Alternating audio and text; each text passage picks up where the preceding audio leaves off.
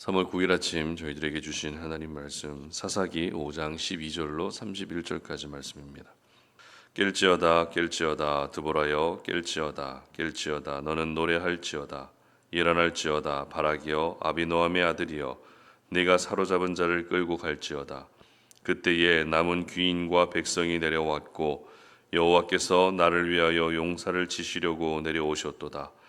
에브라임에게서 나온 자들은 아말렉의 뿌리 박힌 자들이요 베냐민은 백성들 중에서 너를 따르는 자들이요 마길에게서는 명령하는 자들이 내려왔고 스불론에게서는 대장군의 지팡이를 잡은 자들이 내려왔도다. 이사갈의 방백들이 드보라와 함께하니 이사갈과 같이 바락도 그의 뒤를 따라 골짜기로 달려 내려가니 루벤 시냇가에서 큰 결심이 있었도다. 네가 양의 우리 가운데 앉아서 목자의 피리 부는 소리를 들으면 어찌 됨이냐. 루벤 시냇가에서 큰 결심이 있었도다. 길르앗은 요단강 저쪽에 거주하며 다는 배에 머무름이 어찌 됨이냐. 아셀은 헤벨에 앉으며 자기 항만에 거주하도다. 스불론은 죽음을 무릅쓰고 목숨을 아끼지 아니한 백성이요 납달리도 들의 높은 곳에서 그러하도다. 왕들이 와서 싸울 때에 가나안 왕들이 무깃도 물가 다안악에서 싸웠으나 은을 탈취하지 못하였도다. 별들이 하늘에서부터 싸우되 그들이 다니는 길에서 시스라와 싸웠도다. 기손강은 그 무리를 표류시켰으니 이 기손강은 옛 강이라. 내 영혼아 내가 힘있는 자를 밟았도다. 그때 군마를 빨리 달리니 말굽 소리가 땅을 울리도다. 여호와의 사자의 말씀에 메로스를 저주하라. 너희가 거듭 그 주민들을 저주할 것은 그들이 와서 여호와를 돕지 아니하며 여호와를 도와 용사를 치지 아니함이니라 하시도다. 겐 사람 헤벨의 아내 야엘은 다른 여인들보다 복을 받을 것이니 장막에 있는 여인들보다 더욱 복을 받을 것이로다. 시스라가 물을 구하매 우유를 주되 곧 엉긴 우유를 귀한 그릇에 담아 주었고 손으로 장막 말뚝을 잡으며 오른손에 일꾼들의 방망이를 들고 시스라를 쳐서 그의 머리를 뚫되 곧 그의 관자 노래를 꿰뚫었도다. 그가 그의 발 앞에 구부러지며 엎드러지고 쓰러졌고 그의 발 앞에 구부러져 엎드러져서 그 구부러진 곳에 엎드러져 죽었도다. 시스라의 어머니가 창문을 통하여 바라보며 창살을 통하여 부르짖기를 그의 병거가 어찌하여 더디 오는가 그의 병거들의 걸음이 어찌하여 늦어지는가 하매 그의 지혜로운 시녀들이 대답하겠고 그도 스스로 대답하기를 그들이 어찌 노량물을 얻지 못하였으랴 그것을 나누지 못하였으랴 사람마다 한두 처녀를 얻었으리로다. 시스라는 채색 옷을 노략하였으리니 그것은 수놓은 채색 옷이리로다. 곧 양쪽에 수놓은 채색 옷이리니 노략한 자의 목에 꾸미리로다 하였으리라. 여호와여 주의 원수들은 다 이와 같이 망하게 하시고 주를 사랑하는 자들은 해가 힘있게 도둠같게 하시옵소서 하니라. 그 땅이 40년 동안 평온하였더라. 아멘. 함께 감당하는 자가 되라 라는 제목으로 오늘 아침 말씀 전합니다. 어떤 일을 할 때 함께 도와주는 사람이 있는 반면 강 건너 불구경하는 사람이 있습니다. 집안일을 할 때도 눈치를 빠른 가족은 뭐라도 돕습니다. 그러나 눈치가 없는 가족은 눈길 한번 주지 않습니다. 이러한 모습은 직장에서도 볼 수 있고 교회에서도 볼 수 있습니다. 함께 동참해 주는 사람이 있으면 덜 힘들고 일을 할 맛도 납니다. 그리고 괜한 오해도 생기지 않습니다. 하지만 땀 흘려 수고하는 것을 보고도 함께 동참하지 않으면 몸과 마음의 피로도가 커질 수밖에 없습니다. 오늘 저희들이 함께 살펴보게 되는 본문은 드보라와 바락이 승리한 후에 부른 승리의 노래입니다. 어떤 일이 끝나고 노래를 불렀다는 것은 그 일이 가지고 있는 특별한 의미가 있다는 뜻이겠죠. 그리고 그 일을 통해서 교훈으로 삼아야 될 일이 있다는 것입니다. 뿐만 아닙니다. 승리의 노래를 부름으로써 후대들에게 중요한 가르침을 남기고자 하는 목적도 있었습니다. 그러니까 단순히 노래가 아니라 중요한 메시지와 목적을 담고 있다는 것입니다. 그런데 조금 특이한 것은 승리의 노래라는 것은 긍정적이고 은혜가 될 만한 내용으로 부르는 것이 맞지만 드보라와 바락이 부른 노래는 꼭 그런 내용들만 담고 있지 않았다는 겁니다. 그게 어떤 내용인가 하면 전쟁에 참여한 지파와 참여하지 않은 지파를 구분했다는 겁니다. 먼저 전쟁에 참여한 지파를 기록하고 있는 14절과 15절 상반절 함께 읽어봅니다. 에브라임에게서 나온 자들은 아말렉의 뿌리 박힌 자들이요 베냐민은 백성들 중에서 너를 따르는 자들이요 마길에게서 명령하는 자들이 내려왔고 스불론에게서 대장군의 지팡이를 잡은 자들이 내려왔도다. 이사갈의 방백들이 드보라와 함께하니 이사갈과 같이 바락도 그의 뒤를 따라 골짜기로 달려 내려가니. 아멘. 그리고 18절 하반절도 보시기 바랍니다. 납달리도 들의 높은 곳에서 그러하도다. 아멘. 자, 이 말씀에서 어떤 지파가 언급되고 있습니까? 에브라임 지파, 베냐민 지파, 그리고 마길이라고 되어 있는데 마길은 므낫세 지파를 말합니다. 그리고 스불론 지파와 이사갈 지파, 납달리 지파까지 언급됩니다. 즉 이스라엘 12지파 중에서 절반에 해당되는 6지파가 전쟁에 참여했다는 것입니다. 그렇다면 반대로 전쟁에 참여하지 않은 지파는 어떤 지파였을까요? 16절과 17절 읽어봅니다. 네가 양의 우리 가운데에 앉아서 목자의 피리 부는 소리를 들으면 어찌 됨이냐. 루벤 시냇가에서 큰 결심이 있었도다. 길르앗은 요단강 저쪽에 거주하며 다는 배의 머무름이 어찌 됨이냐. 아셀은 해변에 앉으며 자기 항만에 거주하도다. 자, 루벤 지파가 먼저 언급되고 있죠. 그리고 길르앗이라고 나오는데 길르앗에 대해서 기록하기를 요단강 저쪽에 거주한다는 것을 보게 되면 요단강 동쪽에 자리 잡은 갓 지파와 므낫세 반 지파라고 볼 수 있습니다. 그리고 단 지파도 나오죠. 그리고 마지막으로 아셀 지파까지 나옵니다. 그러니까 드보라와 바락은 전쟁에서 승리한 것을 기뻐하긴 했지만 이 전쟁에 참여하지 않은 지파들에게 어떤 중요한 메시지를 전해주고 있었다라는 것을 우리가 알 수 있습니다. 그리고 이어지는 말씀에서는 20절에서는 별들이 하늘에서 싸웠다고 기록합니다. 21절에서는 기손강도 적들을 표류시켰고 22절에서는 말들도 전쟁에서 열심히 달리며 싸웠다고 기록합니다. 이처럼 드보라와 바락은 하나님이 창조하신 창조물조차도 전쟁에 열심히 참여하면서 함께 감당하는 데 비해서 같은 민족임에도 불구하고 함께 하지 않은 지파들의 그 결정에 책임을 묻고 있었던 것입니다. 그런데 여기서 끝이 아닙니다. 23절도 읽어봅니다.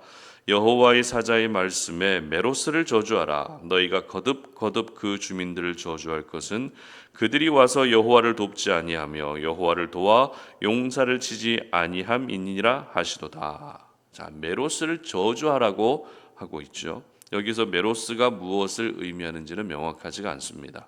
그러나 분명한 것은 메로스도 역시 전쟁에 참여하지 않았다는 겁니다. 반면에 24절 보십시오. 겐 사람 헤벨의 아내 야엘은 다른 여인들보다 복을 받을 것이니 장막에 있는 여인들보다 더욱 복을 받을 것이로다. 아멘. 야엘은 군인도 아니고 전쟁과 상관없는 여인임에도 불구하고 이 전쟁에 함께 참여했다는 겁니다. 어떠십니까?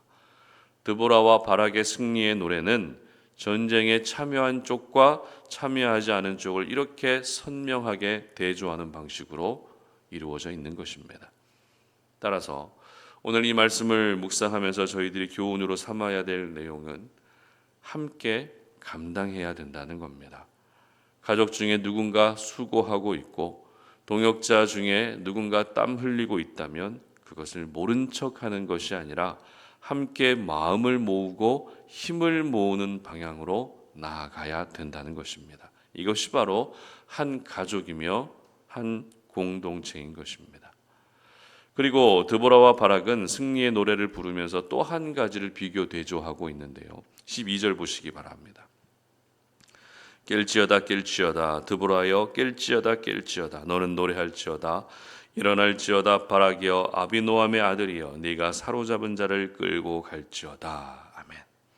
그리고 이와 대조되는 27절입니다. 그가 그의 발 앞에 구부러지며 엎드러지고 쓰러졌고 그의 발 앞에 구부러져서 엎드러져서 그 부러진 곳에 엎드러져 죽었도다. 아멘. 자, 12절에서는 깰지어다 일어날지어다 이런 표현이 나옵니다. 그리고 27절에서는 구부러지다 엎드러지다 쓰러지다 이런 표현이 나오죠. 깨어나고 일어나는 것과 구부러지고 엎드러지는 것은 서로 반대되는 표현입니다.